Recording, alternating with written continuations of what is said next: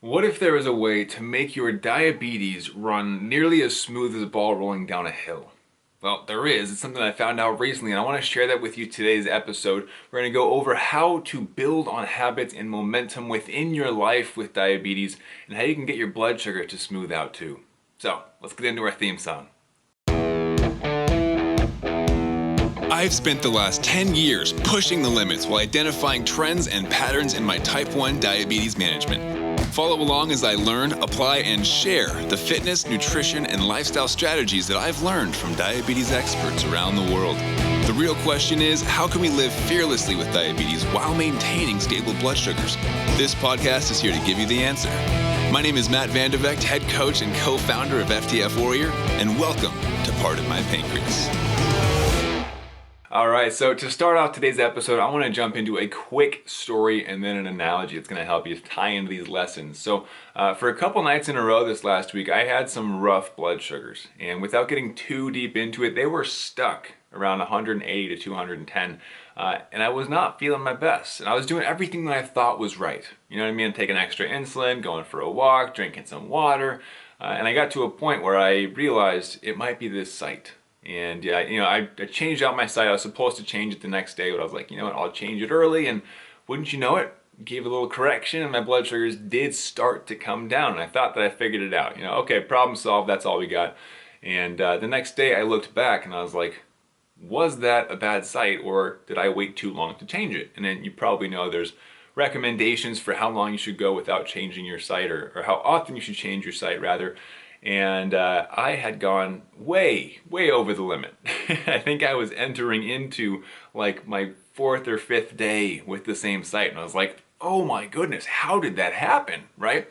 I need to make some changes. And so with that new site, I committed to myself, I'm going to change it on, I think it's like the 2nd or 3rd day when you're supposed to change it and see if that helps at all. And that night, expecting things to just go smoother, I didn't think about it. I had my dinner, I went to my normal routines, and then sure enough, before bed I was stuck again between 180 and about 200 this time. So a little lower, but still stuck. And I could not figure it out. And I started going through my full checklist on what could potentially be leading into a higher blood sugar a second night in a row with a fresh site. Surely it couldn't be the site again, right? And as I'm going through, I took a moment to revisit my daily habits, what has changed. And that's a big thing that I recommend my clients do as well, is to think over what in your lifestyle has changed. And for me, if you've been following for a while, you know that we've got our new baby and we've got some other lifestyle changes. We've got a move coming up. Like, there's a lot of different moving pieces, no pun intended. But within my new lifestyle, exercising has become less of a priority. And if you've also been following along, I also got a new mountain bike, so I still exercise, but it was a different type of exercise, right? And what I realized was I had only gone to the gym like once in a couple of weeks. It was a very different lifestyle than I had been used to. I used to go to the gym 5-6 times a week, right? It was very consistent. And realizing that habit had made a big shift in my insulin needs because, as you know, activity can shift your insulin sensitivity. And so as I'm looking over these habits, I'm thinking to myself like, oh my gosh, what else could be wrong and where else have I fallen off? Exercise was a consistent habit for years and years, and all of a sudden it just stopped. I let it go. And I had to think to myself, what were priorities in my life that I wanted to make sure were maintained and what was missing? So as I was going through kind of my list of habits, I realized a lot of the habits that I used to stick to on a consistent basis were no longer consistent with the new life that I was living. And if I wanted to make a change, I needed to make a change now. And as I'm going through this change process, what habits are important, which ones should I prioritize, I realized there's this analogy that ties in perfectly here. So what I want you to do is to imagine you're on a walk with your family or friends, and it's winter. Right? Maybe it's snowing and you've got a couple feet of snow on the sides of the road, the path's paved or whatever, but on the sides of the road, you and the family decide to make a snowman on the top of this hill. Okay, so you're all rolling up the snowballs and you're stacking them on top of each other, and you get the snowman all built, everybody's happy, and then just for the sake of chaos, you decide, I'm going to push over the snowman and push the biggest ball down the hill and see if we can get the ball rolling. right? And sure enough, as you're rolling the snowball down this hill, it starts to pick up speed because it's going downhill. And as it picks up speed moving down the hill, the snowball gets bigger and bigger and bigger, right? We call this the snowball effect. As the snowball gets bigger and gains speed, it gains momentum, and it requires less effort for you, the pusher, to get it going, right? Until finally it takes off and it's doing its own thing by itself until it hits a tree or something, right? And with this snowball effect, it's interesting as we realize it takes work to build up the snowball and then more work to push the snowball, but once it's in motion, it gains speed, it gains size, it gains momentum, right? And similarly in our life with diabetes, I had gotten to a place where I had lost momentum, right? My sight changes were not being regulated. It had been a while since I had changed my sight on time. I looked back at my pump history and I had gotten lazy with it. I stopped checking. So pump sights were out the window. My exercise was nearly gone. I realized that I had stopped reading, which is just kind of my own peace of mind type thing, like a bedtime routine. I had stopped taking cold showers, which are beneficial for our health. I had been doing that for a while. I stopped completely. All these different little habits that I stopped had killed my momentum. And I'm grateful for those higher blood sugars for a couple nights in a row because it was a wake-up call for me. And it made me realize that I was missing on core components of what used to be my priorities within my life. And it's okay for priorities to shift, but after reevaluating the situation, I determined that I wanted those to be priorities again. So, what did I do? I thought through what were priorities, I made them priorities again, and decided I'm going to do them now. Now, at that point in time, when I was deciding this, it was midnight. Okay? At that moment, I had to decide, was I going to stay up late to reintroduce some of these patterns, some of these habits into my life, or was I going to go to bed and fall back into my old pattern of not using these things as priorities?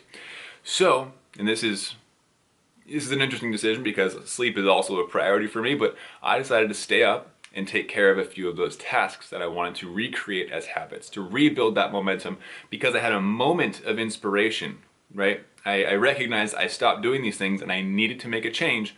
So when is the best time to make that change? It is now, right? If I waited until the next day, odds are I wouldn't feel motivated. Motivation is fleeting. Okay? It is very hard to hold on to long term. So I recognized that if I had this momentum now, this motivation, I needed to take care of it.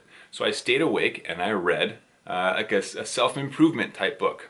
And upon finishing that, I made a note to myself, I'm going to wake up an hour earlier, even though I got less sleep the next day, so that I can take a cold shower and build that back into my morning routine. So a bunch of these different pieces come into place where I needed to use the small amount of momentum, of motivation, to build bigger and better habits and patterns and strategies into my life. And these apply with diabetes as well. Maybe you stopped pre-bolusing, maybe you stopped testing your blood sugars, maybe, and this one's going to sting for a lot of people, you stopped measuring your food, right? And you're just guessing on how many carbs you're consuming. That's a big one, right? And you have to take these small moments of motivation, and this could be as simple as a thought. I should probably count my carbs. Use that exact moment, build on top of it. That is the snowball being created. Then you have to push the snowball, which is taking the first couple of steps, starting to count your carbs again, and you can start small. It's okay, but start, take action, all right? I didn't stay up the whole night reading. I read a little bit before bed to reintroduce that habit. The next day, I didn't wake up 3 hours earlier, it was 1 hour earlier, so that I could do a few new things, build those back into my life. All right, you don't have to start with the snowball that's 10 feet wide. You start with the snowball in your hands, you roll around some more snow, get it to be built up enough where you can push it down the hill, and eventually, if you take action consistently, this snowball effect takes over, where these habits become routine. It feels like it's a pattern, and you don't have to think about it as much. This applies to your diabetes as well, the snowball effect, where you start counting your carbs again. My blood sugars cooperated better after that meal. Interesting. Reward. Your brain likes to be rewarded, right? Next step. Maybe I should pre-bolus. Ooh, take action. None of this maybe crap, all right? Maybe needs to turn into I will. Immediately, or you're gonna lose it. Motivation, like I said, is very fleeting. It's gonna disappear in an instant. So the second you feel motivation to make any level of change, pre-bolus, count your carbs, time and range improvements, lower your A1C, lose some weight, whatever your goals look like, the second that you feel that motivation, start pushing, start taking action. Get that snowball down the hill so that it starts gaining speed, gaining size, and gaining momentum. Once the momentum is there, the only thing that's going to stop it is an immovable object, right? Like a tree or a rock. But guess what? That doesn't mean you have to stop. It just means you got to make another snowball, push it down the hill with a slightly different path, right? Similarly in our lives, we're going to hit things in life that are immovable objects. There's going to be days where my schedule just will not allow for reading at night or waking up early for a cold shower, and that's fine. That doesn't mean you quit, all right? You just build another snowball, which yes, takes effort, but if it's worth it to you, if it's truly a priority, which that's a different conversation entirely, but if you're not willing to put in the work, then you gotta be honest with yourself, it's not a priority, right? Same thing for weight loss, for blood sugars, for career motivation. If you're not doing the steps necessary to get to the goal, it's probably not one of your priorities if you're really honest with yourself. But if it is a priority, you will put the work back in, craft another snowball, and start rolling it down the hill. Hit another tree? All right, that path didn't work either. New snowball, new path, let's go. Build momentum. And that is the key behind the momentum, the snowball effect that I recognized here, right? I felt like I should change some things because I realized I had lost track of how long I was wearing my insulin pump sites, which is not a good thing, right? I was wearing them way longer than you're supposed to. That was the aha moment for me. That was when my eyes were opened to me getting a little bit lackadaisical, a little bit lazy with my diabetes management. I used that moment to build the snowball and gain momentum. Now, how am I gaining momentum? I am building those new priorities into my daily routine, right? Reading daily, taking those cold showers. And this is just examples from me. Maybe for you, it's food prep, meal prep. You know, beginning of the week, you're gonna make some vegetables or some meals beforehand so you have healthy meals for work. But whatever it is for you, you have to prioritize it by building momentum. You're not gonna just drop into momentum. Motivation does not stick with you. You get it for a second, and then the motivation's gone. New day, new problems, you've forgotten about it. The second you feel motivation, if it is a priority to you, you must build on that momentum. Take advantage of it. Continue rolling the snowball down the hill until you can take your hands off and it rolls down the hill by itself. Okay? So, snowball effect, if you feel just an ounce of motivation, go for it, take advantage of it, finish building the snowball, push it down the hill, let it gain size, momentum, speed, until it runs essentially on its own. And it's not to say it's going to be effortless, but when you have habits that you've built into your routine, they become a lot less stressful and require a lot less of your attention. Prime example here, when I first started making coffee in the morning with a French press, I had no idea what I was doing. I broke multiple glass French press things, and to the point where my wife just got me a stainless steel one. I didn't make good coffee at first, but now it's such a part of my routine, I literally don't think about it. My hands just do the work and I'm listening to a podcast, right? Does not require my attention. As you build these routines and gain this momentum with your diabetes, whatever that first step looks like for you, whatever your goals look like for you, it will get to a point where it's a lot less effort, where you're able to take your hands off and just watch it and make sure that snowball doesn't hit a tree or a rock. And when it does, because it inevitably will, life is chaotic, okay? It's not gonna follow the same structure every single day. You make a new snowball. You start fresh and get a new one rolling down a new path. All right? Now, if you are thinking to yourself, Matt, that's great and all, totally get the concept of finding the motivation and then using it to create momentum, but I just don't ever have motivation, right? I got you covered. Because I know that's the hardest part, is the first initial step, right? Within motivation, you have to recognize that if you don't use it, it will fall away, it will disappear. And so what do we have for you is a resource that we actually had recently. It was a live event that we had called the Thrive with Diabetes Summit. And we got a lot of requests from people who didn't see the notifications, who didn't hear about it, didn't know that it existed. So if you're curious about what it is, first of all, I went and interviewed 14 medical professionals who specialize in the realm of diabetes and also live with type 1 diabetes. And they shared all their secrets, they spilled their beans on what was working within their patients, but also within their own lives as they crossed lived experience with the medical experience and knowledge of diabetes.